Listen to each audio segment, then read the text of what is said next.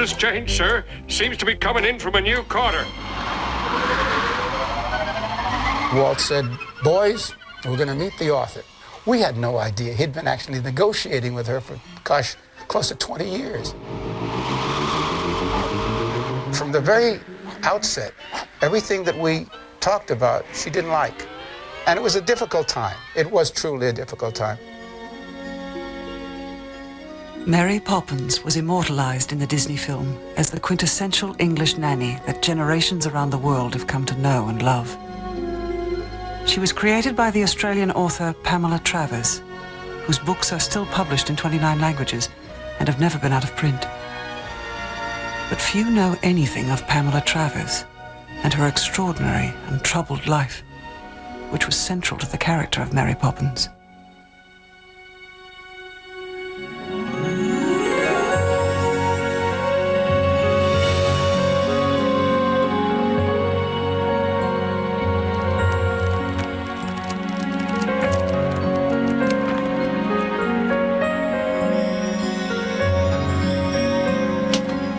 Suddenly, the atmosphere seemed to grow bitterly cold, and the wind became so icy that Jane and Michael shut their eyes against it.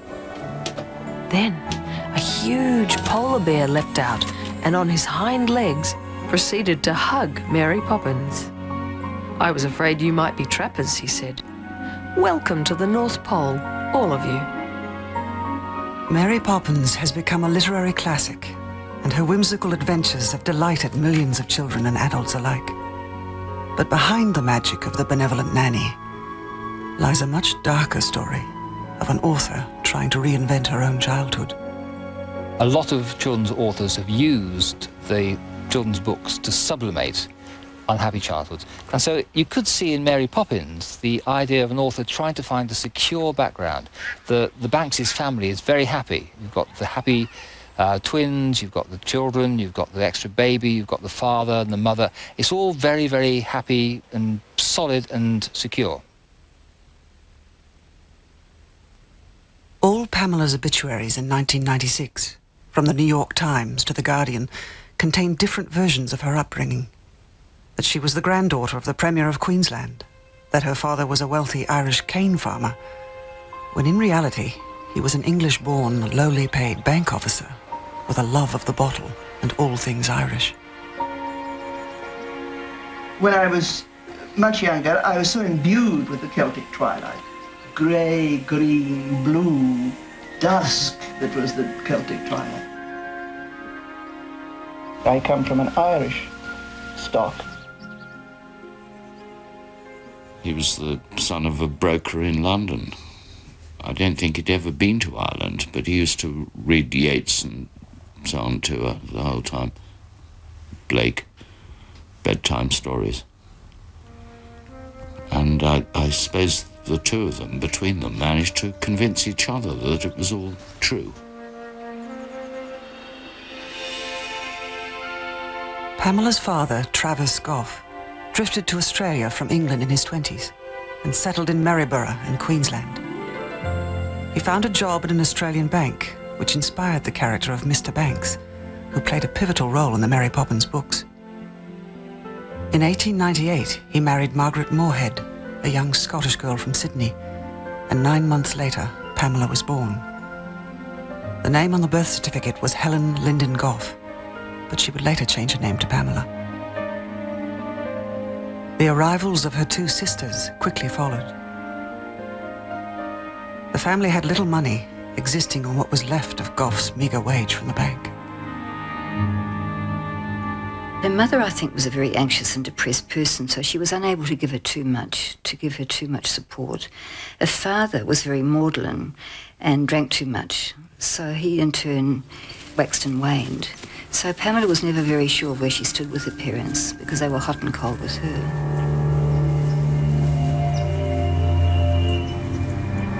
It was only in her very elderly years that Pamela would discuss her Australian childhood with friends. But it was a selective version of events. She used to tell us how she liked to pretend she was a hen and go down to the far end of the garden where she found long grasses, and she'd crawl in and make herself a little nesting place. and sit there for hours, hatching or brooding and getting ready to hatch the eggs she imagined were beneath her. Which I think must partly explain the sort of world that was around her when she was growing up. Nobody took so much notice of children when I was a child. And if a child wrote anything, it wasn't considered to be very clever. It would be looked at if the grown-ups had any time. If they hadn't, it would put aside until the grown-ups could come round to it. It was not fostered, it wasn't encouraged. It was just taken as a matter of course, like daylight. Pamela's childhood was filled with colourful characters that would later find their way into the Mary Poppins books. Most of the characters in Mary Poppins are Australians, actually. Pamela's Mary Poppins comes from the Gough family maid. They often had Irish nannies, and they were very sort of spit-spot, into-bed, no-nonsense kind of women. One of them actually had a parrot-headed umbrella. Pamela's imagination would provide a refuge when her world began falling apart. In 1907, the family moved further south after her father was demoted from the bank for his drinking. Soon after, Travers Gough unexpectedly died. The cause of his death was epileptic seizure, but drinking had finally taken its toll. Pamela was 7 years old. She used to talk about the long evenings where she felt a bit lonely after her father died. And she felt, because her mother was a bit of a madcap, Margaret, she felt responsible for the two younger sisters. And so there was a lot of sorrow about it. Being the eldest child, Pamela felt that she had to support her mother at all times. So her mother would sort of put her head on her shoulder and say, look after me, stroke my brow. I'm really, I need you so much. And Pamela resented that at the time. And she had to, I presume she had to help with her cooking and her housework and everything, though the others were quite young. So she really took the role of the kind of husband, of the father of the family, the support. And at one stage, her hair started falling out in what she described as round clumps.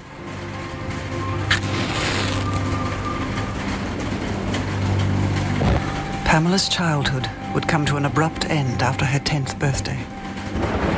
She kept the secret to herself for 70 years. When she finally wrote how on one stormy night, her mother left her to look after her two younger sisters, declaring she was going to drown herself in the creek. The sound of the door made in closing was if a bell had tolled. It made the silence in the room seem louder than the rain. Large-eyed, the little ones looked at me, and I knew that what they needed from me was what we all needed from her: security, reassurance. I put a log on the failing fire, brought an Ida down from a bedroom, and we lay together on the hearthrug, the warm, downy quilt around us like a bird's wing shielding a hatch of nestlings.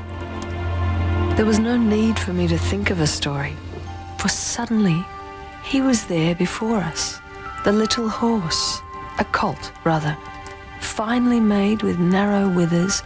I can see him now, mane and tail neatly trimmed, hurrying off on some pilgrimage.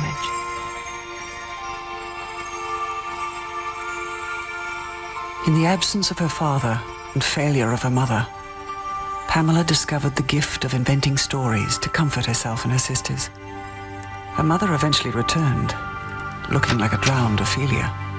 But Pamela wrote, I was cold, not only in my heart, but throughout the whole of my body. I lay in my bed, still as a stone, feeling and knowing nothing. That was the moment when my mother discovered that she couldn't take things for granted, that she had to make up her own story, both in terms of her life and in terms of her books. Pamela realized that she had this extraordinary gift of telling enthralling stories. She dates her ability to create somebody like Mary Poppins back to the magic white horse. Do you recall now any specific thought that prompted the creation of this character? I don't want to know where she comes from. I feel visited by her. I don't for a moment feel that I invented her. Come along, children, it's Spot. Just a moment. Mary Poppins, what is the meaning of this outrage? I beg your pardon? I think she was a bit like Mary Poppins, a bit vain and never explained anything. Will you be good enough to explain all this? First of all, I would like to make one thing quite clear. Yes? I never explain anything. Sometimes she infuriated you. Sometimes she irritated you beyond measure. But somehow you forgave her because underneath it all, you had this feeling that there was someone who was wise, who knew things. And if you could only get her to tell you, she might tell you. But like Mary Poppins, she never told.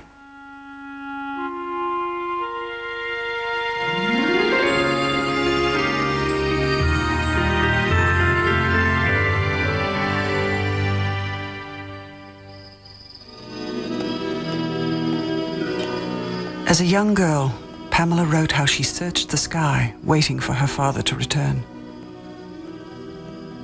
It was a search that would continue throughout her life. My mother's greatest regret, and she never got over it, was the early death of her father. She couldn't understand how God could have allowed her to be deserted by the most loved person so early in her life. I think Pamela had a very idealized picture of what a man could be, and she always saw in this picture her father. She may never have found anyone who could measure up to what she thought her father was. This memory she had of this wonderful man. And of course he was really quite a rogue, very good-looking one. The fictional Mr. Banks was an amalgam of Pamela's two fathers, the real and the idealized, and he played a central role in the Mary Poppins books. I said to her in the car once, Mary Poppins didn't come for the children, she came for Mr. Banks, and she nearly fell out of the car. She was so thrilled. Oh, you know, if one person has understood. I really think it's true. If you read the books carefully, Mary Poppins has come to remind Mr. Banks that he was a child once. And some of the most powerful things in the book are moments when he sort of remembers. Here, Father, you can have the tuppence.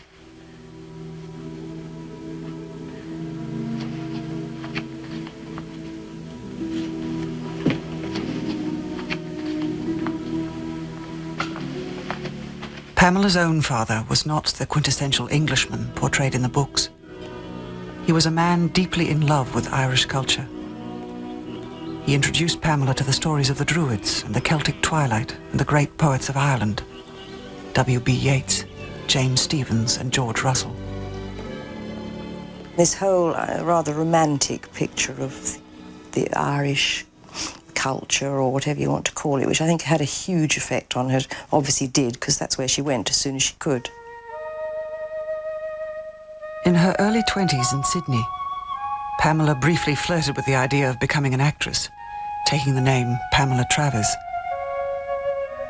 But writing was her true passion, and in 1922, her first poems and articles were published in the Bulletin and Triad magazines in Sydney and The Sun in New Zealand. But Pamela had never felt she belonged in Australia. I was born, I think, saying, get me out of here, because I knew from the very beginning that I was not going to stay there. At the age of 24, Pamela set sail to Europe with the money she had saved from her writings and with some help from her great aunt. She cut her ties with Australia and would return only once for a fleeting visit. Upon her arrival in London, Pamela sent some of her poems to the Irish Statesman, a literary magazine in Dublin, whose editor was the well-known theosophist and poet George William Russell, also known as A.E. George Russell, as editor of the Irish Statesman, controlled an internationally acclaimed and internationally read magazine. So if you think you're a new writer and you want to create some position of yourself in the world, a journal like the Irish Statesman is the perfect place to do it. It has intellectual kudos. Russell carries great credence as an editor.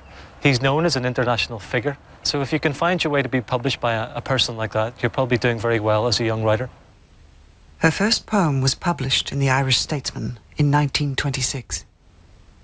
Shortly after, Pamela mustered the courage to meet her 57-year-old hero at his office in 84 Merrion Square. Through Russell's friendship, Pamela became part of the Dublin literary scene, meeting the likes of W.B. Yeats, Francis McNamara, and Joseph Hone. He had that remarkable quality of being able to find and cherish young writers. He took me under his wing and licked me into shape as a mother cat. He had that extraordinary quality of loving kindness. He was always deeply interested in all the teachings of the East, and he interested me in them. He was a father figure, a father that she long lost. Russell nurtured many young aspiring writers and poets, but I think that he genuinely liked her more than most of them, and so they had their relationship grew from that. When Russell embarked on a lecture tour of the United States, he encouraged Pamela to find her own path.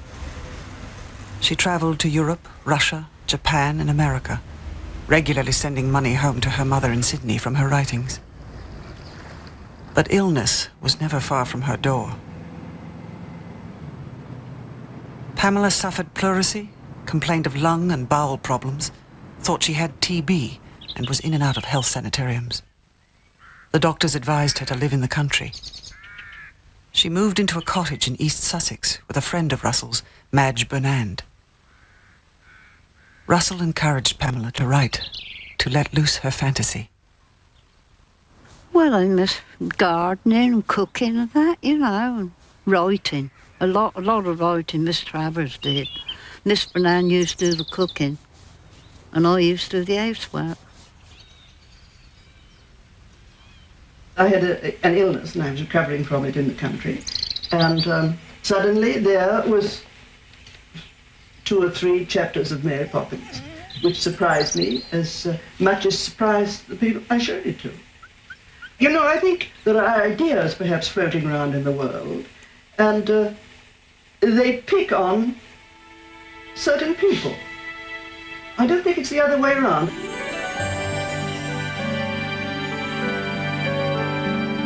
Pamela wanted total control of her book, and from a Christmas card on the mantelpiece in Pound Cottage, she found her illustrator, Mary Shepherd. The first Mary Poppins book was published in 1934 and was dedicated to her mother, who had died 6 years earlier. The book was a popular success. Pamela by then was writing her second Mary Poppins book that she sent to Russell, who was losing his battle with bowel cancer. The importance of her relationship with Russell in his final years can be seen by the fact that she wrote many of his last letters whenever he was himself unable to. And that I think most fundamental of all, she was the person who sent a cable to William Butler Yeats, Russell's lifelong friend and antagonist, asking for a final message. When it came, Russell found himself finally at rest.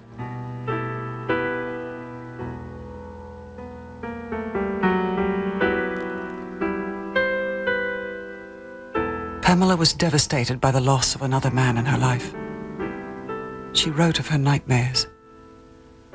Pamela described Russell as her Zeus, who allayed her insecurities about writing. He reassured her about life itself.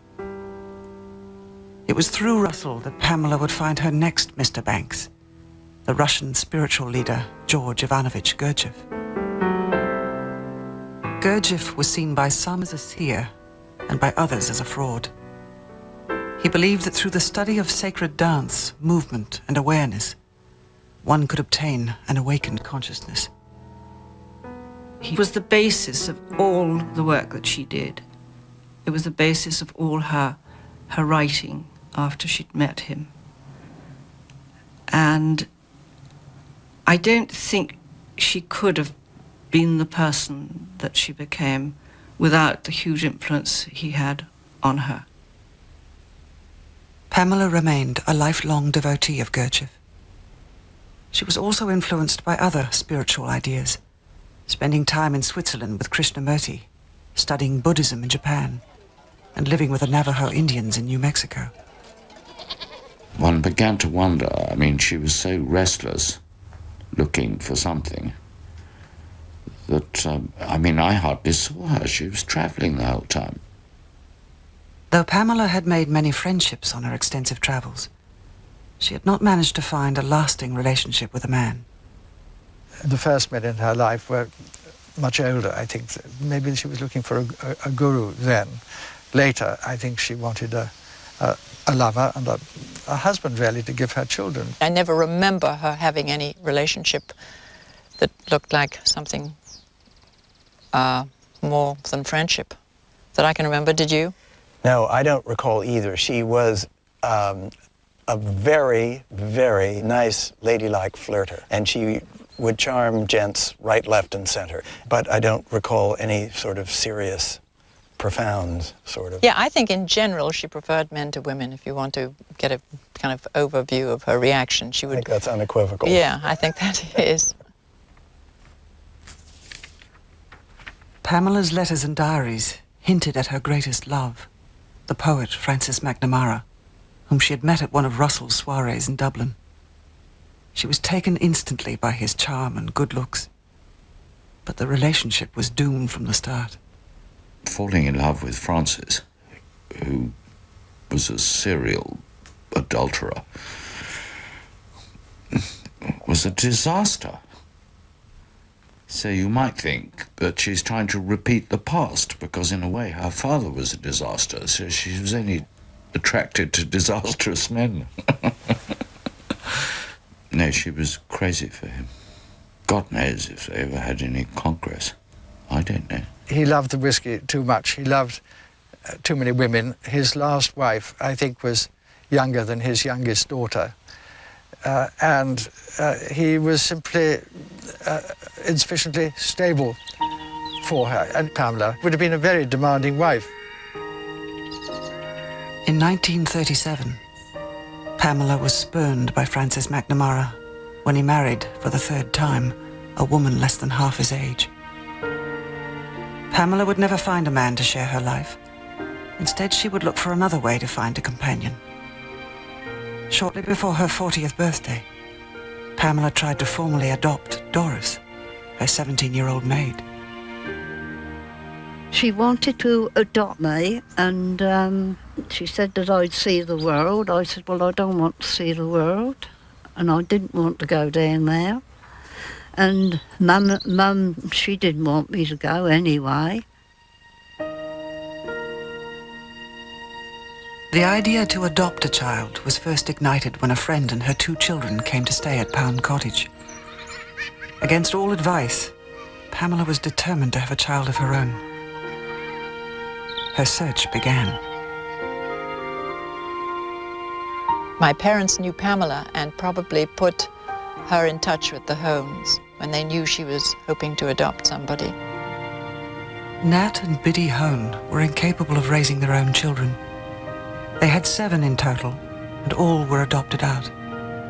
Pamela travelled to Ireland to look for a child. She arrived at my grandfather's house in Killiney in South Dublin, and there were these 2 babies on 2 adult beds in the upstairs room. Twins had emerged from my mother, and she had to choose one or the other. Pamela could not make a decision, so she consulted an astrologer in California who compared the babies' horoscopes. He recommended she take the younger twin. My grandfather, who was rather put upon in all this, you know, and living on capital, a somewhat stingy man, he said, "Oh, Pamela, go on, don't take one, take 2, they're small." Pamela returned to London and 2 months later she adopted Camillus. Not just any child. He was Irish and happened to be the cousin of Francis McNamara and the grandson of a great friend of Yeats who published George Russell's works. All the men she adored rolled into one. Anthony, his twin, was brought up by his mother's parents in Ireland.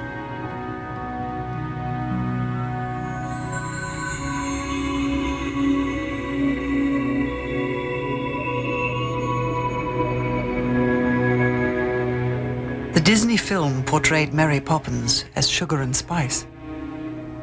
But Pamela's original character in the books was a much deeper reflection of her own spiritual beliefs. As I understand Mary Poppins, she arrives, she sees there's a situation that's not quite right. And when she's intervened and the situation has been transformed in some way, she goes. And that's an absolutely mythological pattern. Certainly, if you look at the later Mary Poppins books, there is much more an emphasis on the mystic, on the Zen, on the idea of Mary being something much bigger than just a nanny. Pamela wrote 8 Mary Poppins books over 6 decades. And as her spiritual search deepened, so did the content of her books. The range of activities that this extraordinary nanny, this almost cosmic nanny, enters. She talks to and knows Orion. She dances with the sun. She seems to be kind of embedded in and at ease in a mythological universe. The mythic aspect and the Zen aspect, although they may not even be articulated by the young readers, are definitely explanations of the universal appeal of Mary Poppins.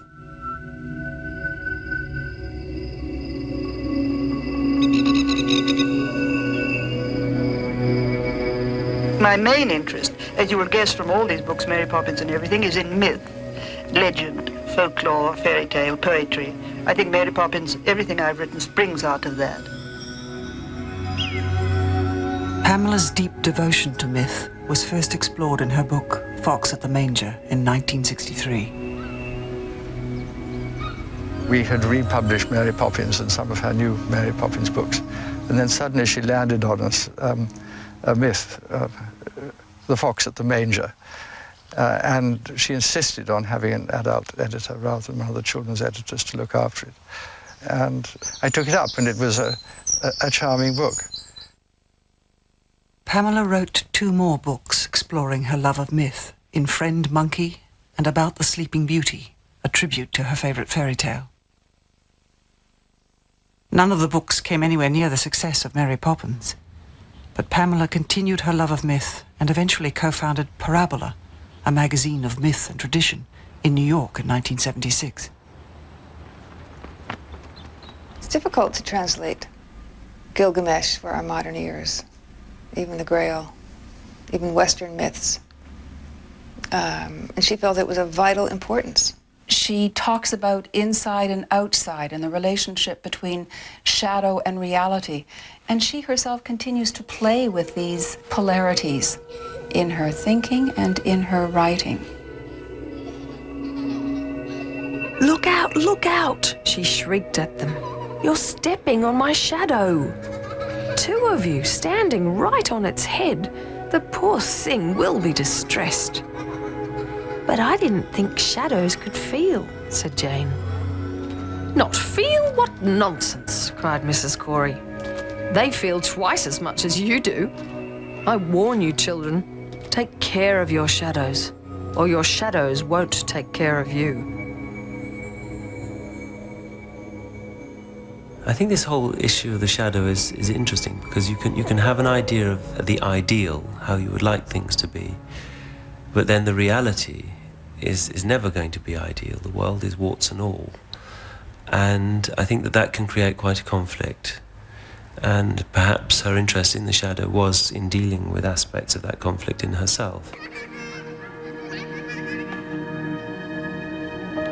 I've always had a feeling that opposites meet somewhere and are reconciled. I mean, unless you can reconcile opposites in yourself, you can't take another step.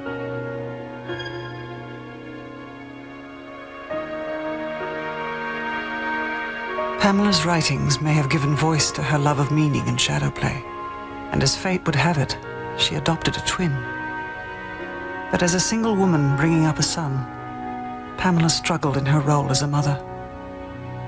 She did not tell Camillus he was adopted, or that he was a twin. I always knew there was something funny going on. But I could never get from my mother, P.L. Travers, I could never get the truth. Because she was terrified that I should ever learn. Oh, I found out his name. I just looked it up and I discovered I was drinking in a pub in Chelsea, that he actually lived just across the road. So after a couple of pints, I just went and knocked on the door, and I think I caused a bit of consternation. He was thrown out. Well, he wasn't allowed in, so he couldn't have been thrown out by my mother's housekeeper. But then she knew that the rat was out of the cupboard. So that's when she told me, and then I bumped into him again, and I said, "What the devil's going on?" He said, "Oh, don't you know, you're my twin brother."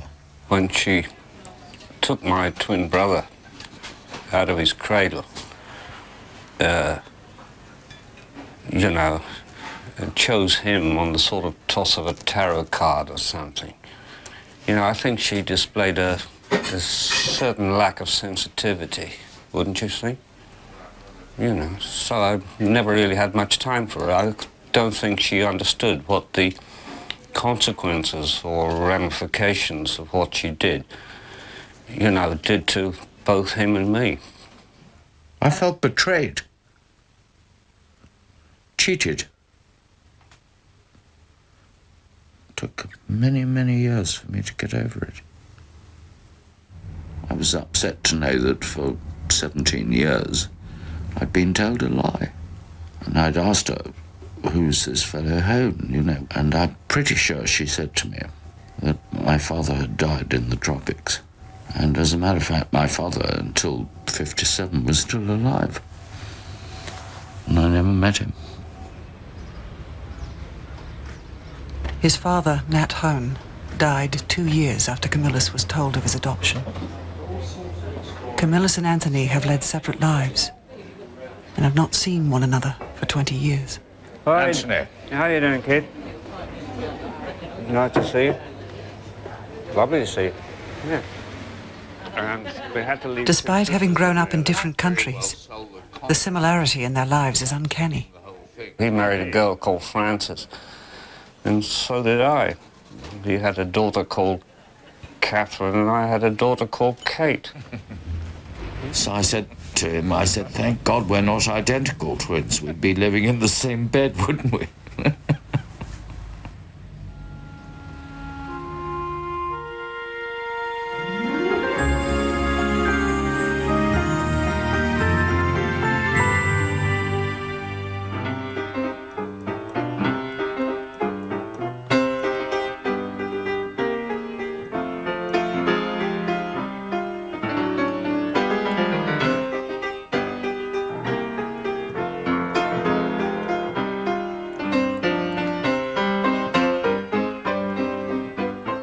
One day we were asked to come into Walt Disney's office. He handed us this book, and he had this great look in his eye. And he said, "Read this and tell me what you think. My kids like it. My wife likes it." That's all he said. Tell me. And he said also, "You know what a nanny is?" And we said, "Yeah, it's a goat, right?" He said, "No, an English nursemaid." The first 2 Mary Poppins books had been a huge success in America, and when Disney first made contact with Pamela, she was hard at work on her 3rd book. Walt Disney had an eagle eye for what would make a good property, that here would be something which would make a good movie. This was very early. This is in the 1940s. This is long, long before the movie was ever made. But he made an approach to Mrs. Travers. She, quite naturally and quite in tune to her character, said, "No, thank you. I'm not having anything to do with it. I don't want my character presented as an animated cartoon." Walt Disney's film studios in the 1940s had mainly produced animation films, and for Pamela, the idea of having her flying nanny degraded to a cartoon was unthinkable. Disney, the master of persistence, did not give up. One day, Walt said, boys, we're going to meet the author because she has to come and give us her approval. She's an English authoress, and so you'll find might be a little difficult, but just keep your cool, keep your cool. And I think that was a tip-off. He had had dealings with her. We had no idea. He'd been actually negotiating with her for, gosh, close to 20 years. In 1959, Disney made Pamela an offer she couldn't refuse. 100,000 American dollars as a down payment, and 5% of the producer's gross of the film. Pamela agreed, on the condition that she be a consultant. Walt Disney had never employed anyone as a consultant who was an author on one of his films. He wanted freedom to do whatever he wanted to do with a film. But it shows how important he thought this project was, that he was prepared to go that extra mile. And even he didn't know what he was going to have to put up with when he decided to tangle with Pamela.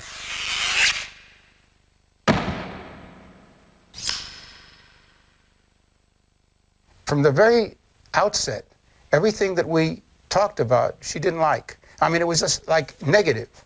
It's hard to explain why that was, but she just said, you selected the worst stories in the book. And we said, we think they're the most colorful stories. We love them. Why don't you use Tarara Boom Die as a song? Well, because we didn't write it. It's an original musical. I like Greensleeves. Well, I like Greensleeves too, but it's not an original song. Everybody knows it. We want something new and fresh. Why? And it was a difficult time. It was truly a difficult time. Walt Disney had built one of the great studios in America. Here was Pamela, a woman who was not easily swayed from her view on anything in the world. And the two were doomed to crash. They were doomed to collide.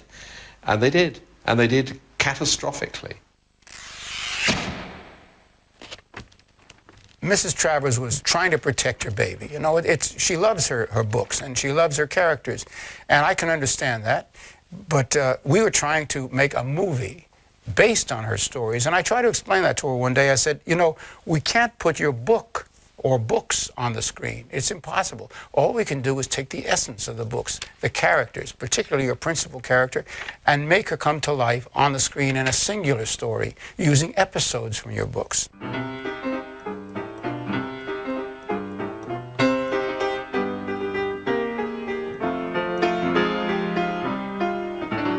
After numerous unresolved meetings, Disney suggested Pamela write her own treatment of the script.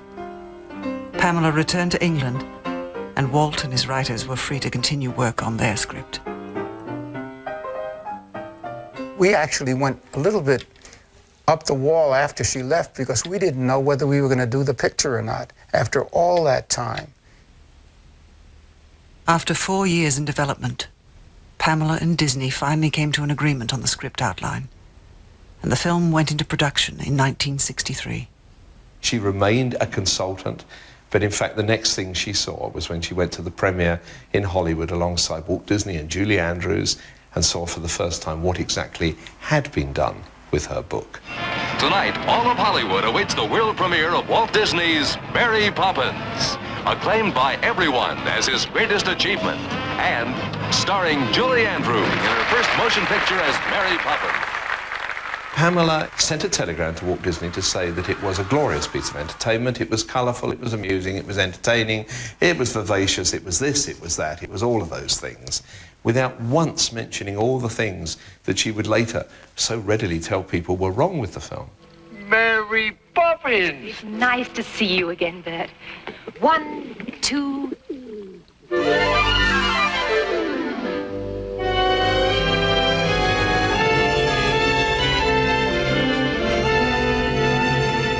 No, always made out she thought it was terrible. Couldn't seem to find anything good about it at all. We all used to remonstrate with her and say she was exaggerating and that it must be fairly okay since so many people absolutely loved it. And she would sort of, demur and protest. She didn't like the cartoony bits. Or the dancing on the roof, which I loved. She didn't like the fact that Mary Poppins danced a can-can on the rooftop and displayed her underwear, that's what was shocking to Pamela. Isn't she beautiful? Lovely, tell your mum. She was absolutely horrified. Dickie Van Dyke just about finished it off for her. Bert, it's you. Because he really was not a very good English chimney sweep. You're filthy. Oh, perhaps a smudger too. So happens that today I'm a chimney sweep. Bert was so frightened. No, don't take on so. Bert will take care of you, like I was your own. It wasn't really about the accent. For Pamela, what it was really about was the fact that Bert gets to play the pivotal role which Mary Poppins should play in the film. He's the person who reconciles the children with their parents. Your dad's a fine gentleman and he loves you. But do you think Mother really needs our help? He's the person who shows Mr. Banks the error of his ways. Sing songs, give treats. Ridiculous? And she did have great problems with the fact that the children's letter to Mary Poppins was destroyed by the father of the family. She felt this was something which was inconceivable that her father could have done. That a spoonful of sugar helps the medicine go down. Despite Pamela's criticisms of the film, Mary Poppins became Disney's highest-grossing film to date, making Pamela a very wealthy woman. Her book sales trebled, and the film went on to win 5 Academy Awards. The day after the Academy Award night, my brother Bob and I took our 4 Oscars and put them on Walt's desk. And he didn't even look at us. He says, well, you know, of course, you hit a home run, but the bases were loaded. You got lucky. Goodbye, Mary Poppins. Don't stay away too long. She would never have accepted that the Walt Disney film had helped keep the life of her books so prominently alive. And yet that's the truth. The Mary Poppins books are and remain the success they are partly because of the Walt Disney film.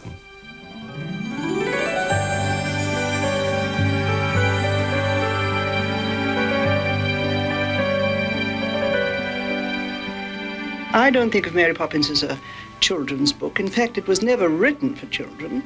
I don't know who I wrote it for. I suppose I wrote it first of all to please myself. It was perfectly obvious from the many conversations we had that she longed for serious recognition as a writer. I suspect that Pamela did write the first books for children. It was only later that she felt that she wouldn't be taken seriously unless attention was directed towards the deeper myths that lie inside the Mary Poppins books. When I was speaking to P.L. Travers during our interview, I asked about the status of children's literature and how she reacted to the term children's writer. She bristled, first of all, and then she made it quite clear to me and spoke in a rather grand voice. She does not write for the child who has been forgotten, but the child who is inside, the child within.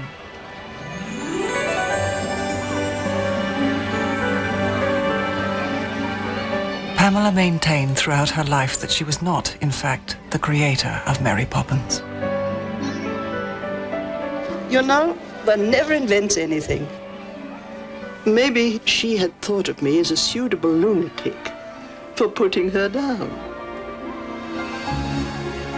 Robert, my brother, asked Pamela, what is your work process? How do you go about working? You know, do you sit at a desk? Do you write with a typewriter? So, oh, no.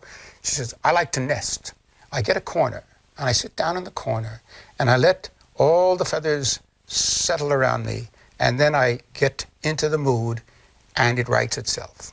She would say, I didn't write it. It wasn't mine. And that can sound pretentious or insincere or, you know, come on. What do you mean?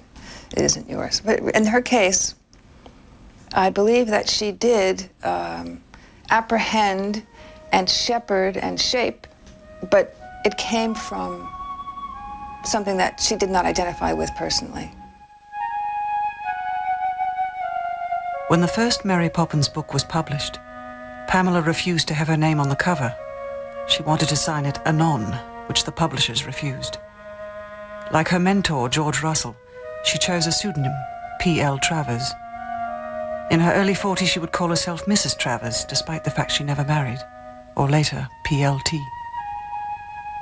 Pamela always claimed that she only wanted to be known for her work, and in interviews she refused to discuss any personal details of her life. There were some conditions made for the interview, and these conditions applied to the book as well. The overall condition was that there should be no mention at all of personal detail.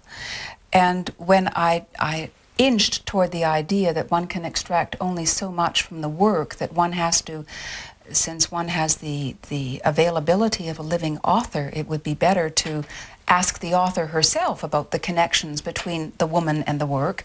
She shied away from those connections. And I had the feeling that at times the drawbridge went up. She'd say, no, absolutely not. I don't want anybody to know anything about my life. No, no, no, no. And yet I know that there was another side to her, that behind all that would be really thrilled. She'd be really pleased, because she liked to be in the limelight.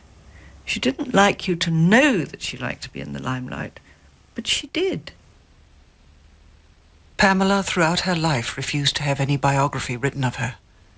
Yet she sold 28 boxes of meticulously recorded manuscripts, letters and photographs to the Mitchell Library in Sydney before she died. A door left enticingly ajar for a woman who so zealously demanded anonymity. Well, Pamela said she never wanted a biography written. Why would she continually say, I don't want a biography, I'm not important, the work is, and then leave what seemed to me like signposts, a roadmap to her whole life? Despite Pamela's prodigious output of writing, including her 8 Mary Poppins books, 10 other fiction books, and hundreds of poems, articles and essays for publications around the world, Pamela still felt she had not achieved the level of recognition she deserved. In the late 1970s, Pamela was finally awarded the accolades she thought worthy of her intellect: an honorary doctorate degree from Chatham College in Pittsburgh, and an OBE from the Queen. I felt surprised when Pamela asked me to Buckingham Palace. I felt surprised that she didn't have any friends closer to her in age, friends from her past who might have come with her. But then, I suppose she was probably in her early 80s then. But there was something about her which always stood back slightly from ordinary relationships in everyday life. Maybe that made her slightly lonelier than some people.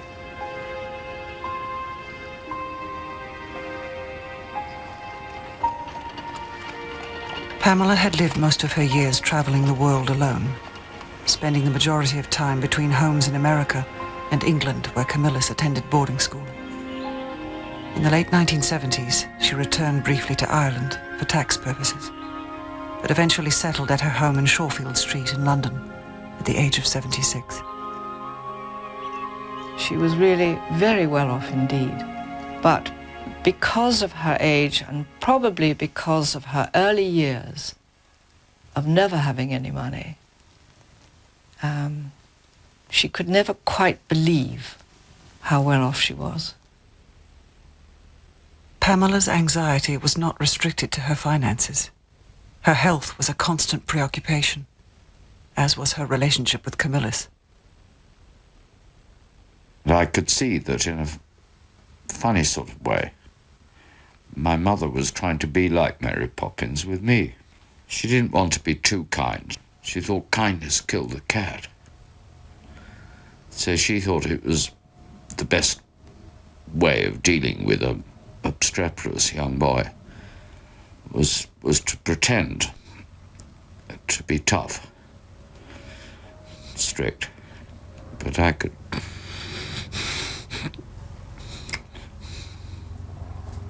You're going to make me cry in a minute. I could always see her tender heart coming out underneath. Could I have another drink, please, Roger? Her main regret was that she had not been able to be a better mother to Camillus. writers really put their need to write first. That is the thing that is most important in their lives, and their families seem to always come second. Yeats's poem says it in one way. It's man is forced to make perfection of the life or of the work. Man must choose between one or the other. It's very difficult to combine high creativity with ordinary life.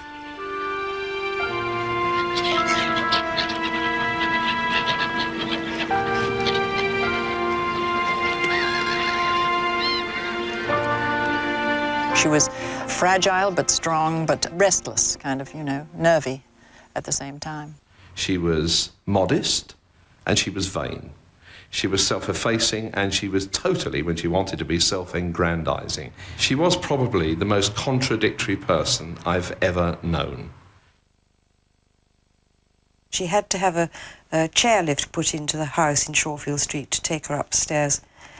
And although I never saw her on it, I couldn't help sort of picturing the sort of irony or poignancy of the fact that in the Mary Poppins book, she has Mary Poppins slide up the banisters against all the laws of gravity. And at the end of her days, she had to go up the stairs like that. Despite a lifetime of worry about her health, Pamela lived to the age of 96. She died at her home in Shawfield Street in April 1996. At the end of her life, when we did talk together a great deal, she did not feel that she had come to a point of completion. I think she still felt there was many, many things that she wished to do, much more to understand. Pamela has left in her wake the legacy of Mary Poppins, and her books continue to enchant generations of children and parents all over the world. Mary Poppins lives on, long after she flew into our lives almost 70 years ago. She's even been immortalized in The Simpsons. Goodbye, Sherry Bobbins. Thanks for everything. So long, Superman! Do you think we'll ever see her again? I'm sure we will, honey. I'm sure we will. I think there really was a touch of genius about the creation of Mary Poppins. She was a character that we all sort of half recognize, half long for. Somebody who is capable of magic and indulgence on the one hand, but is a bit of a dragon on the other.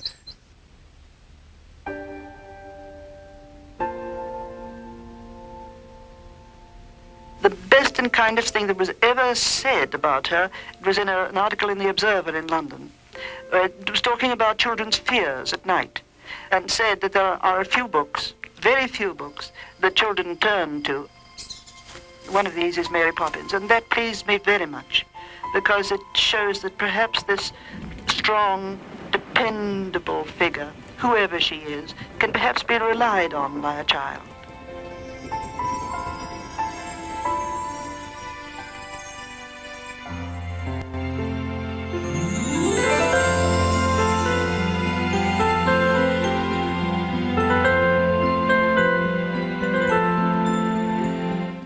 In another fascinating untold story next week, two laws, two cultures, and two families coming to terms with the tragedy of the past in Dakia versus the King, 9:30 next Wednesday night. Stay with us now for Late Line.